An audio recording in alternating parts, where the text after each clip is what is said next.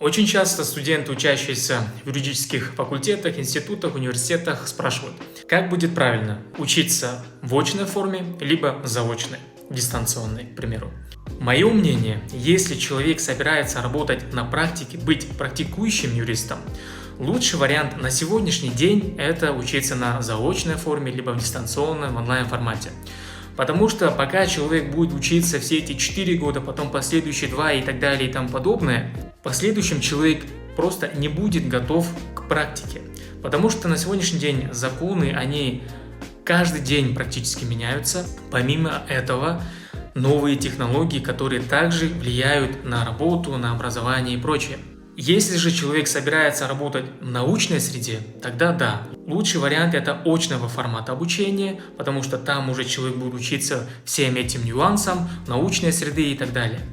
Но если человек собирается работать на практике, то лучше всего учиться на заочном формате, дистанционном и параллельно работать и набираться опыта.